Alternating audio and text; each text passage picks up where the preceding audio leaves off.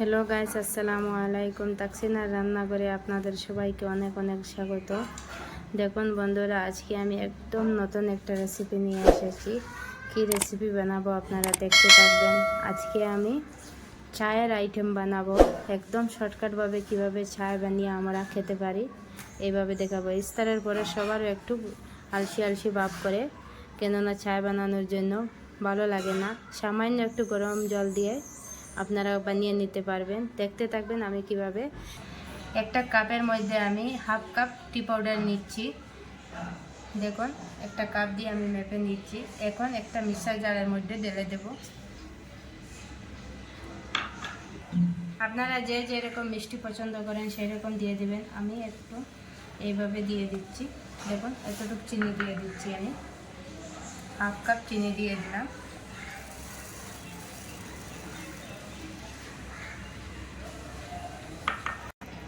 পাঁচটা এলাইচি দিয়ে দিলাম। মিক্সার জারের মধ্যে দিয়ে আমি ভালো করে গ্রাইন্ড করে নিচ্ছি।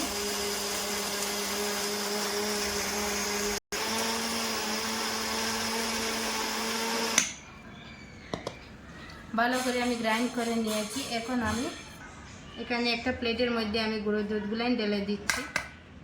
পরিমাণ মতো গুঁড়ো দুধ দিয়ে দিলাম।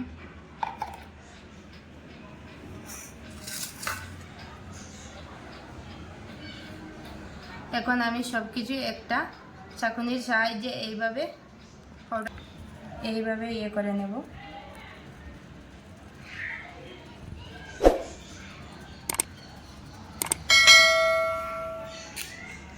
একটু জিঞ্জার পাউডার দিয়ে দিচ্ছি, আদরকের পাউডার আমি দিয়ে দিলাম। দেখুন, এইগুলো আমি ফেলে দিচ্ছি।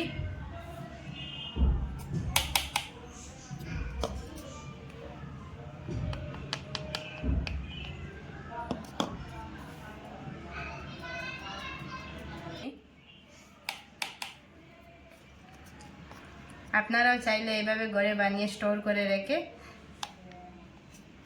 খেতে পারবেন বানিয়ে। এখন আমি ভালোভাবে মিক্স করে নিচ্ছি। গুঁড়ো দুধের সাথে আমি ভালোভাবে মিক্স করে নিচ্ছি। আমি একটা ডাব্বার মধ্যে স্টোর করে রেখে দিচ্ছি।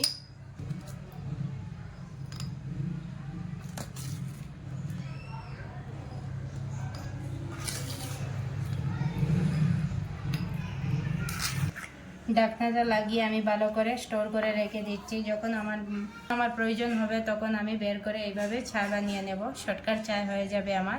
আপনারা চাইলে এইভাবে স্টোর করে। ভালোভাবে মিক্স করা হয়ে গিয়েছে। এখন আমি আপনাদেরকে দেখাবো অল্প একটু পাউডার দিয়ে এক কাপ চা বানিয়ে আপনাদেরকে দেখাবো কেমন লাগে দেখতে। এখন এতটুকু আমি দিয়েছি, দিয়ে আমি বানিয়ে দেখাচ্ছি। এখানে আমি গরম জল নিয়েছি। নিয়ে আমি গরম জল দিয়ে এইভাবে দেখুন আমার চা রেডি হয়ে গিয়েছে। কত সুন্দর হয়েছে, খেতেও খুবই ভালো লাগে। আপনারা একবার ঘরে ট্রাই করে দেখবেন, খুবই সুস্বাদু হয় খেতে।